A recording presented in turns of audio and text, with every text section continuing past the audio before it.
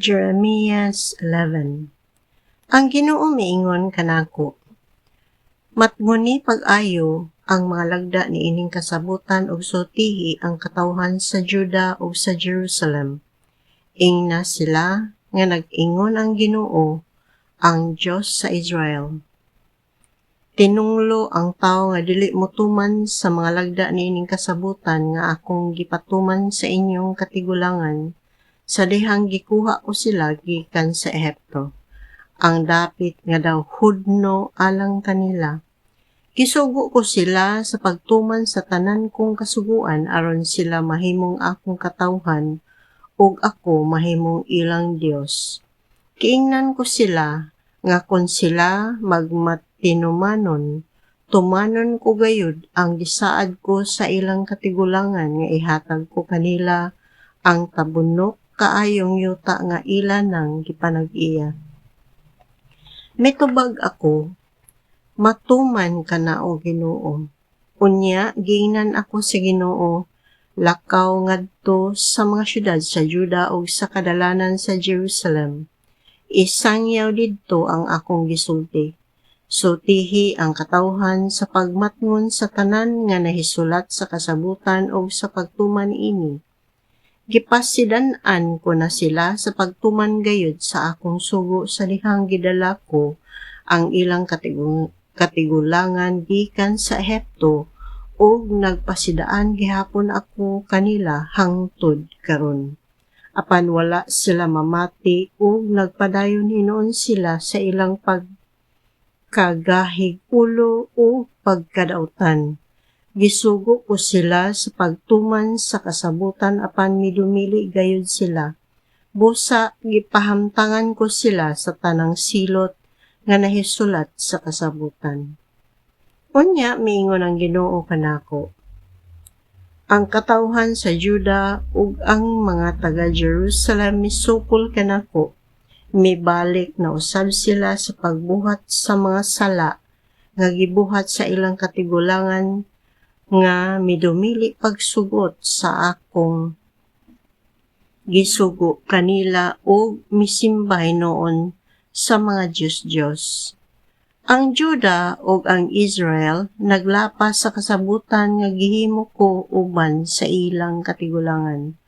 Busa ako ang Ginoo magpasidaan kanila nga pahamtangan ko sila katalagman og dili gayud sila makaikyas.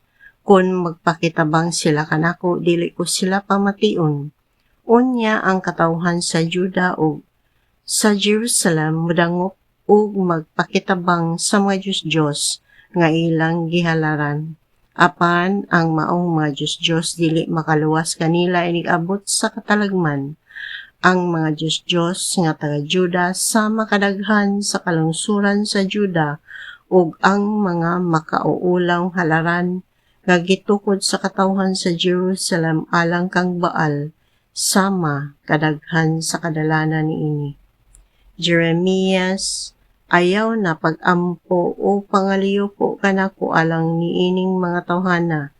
Kung musangpit sila kanako sa panahon sa kalisod, dili ko gayud sila pamation. Nag-ingon ang Ginoo, ang katawhan nga akong gimahal nagbuhat og dautan, unsa may katungod nila sa pag-adto sa akong templo? Nagtuo ba sila nga makalingkawas sila sa katalagman pinagi sa paghimog mga saad ug paghalad og mga mananap nga sunugon? Naghuna-huna ba sila nga malipay sila pinaagi niini? Kaniadto ginganlan ko sila dahonon o daghag bunga nga kahoyng olibo, apan karon pinaagi sa kusog nga liti. Sunogon ko ang ilang mga dahon ug mga larag ug mga bali ang mga sanga niini. Ako ang Ginoo nga labing gamhanan, maoy nagtanom sa Israel o sa Juda, apan karon padad-an ko sila o katalagman. Gihagit nila ang akong kasuko tungod sa dautan nilang mga buhat, pinaagi sa paghalad, ngadto kang Baal. Gisuginlan ako sa Ginoo bahin sa laraw sa akong mga kaaway batok kanako. Sama ako sa maaghop nga nating karnero nga patyunon.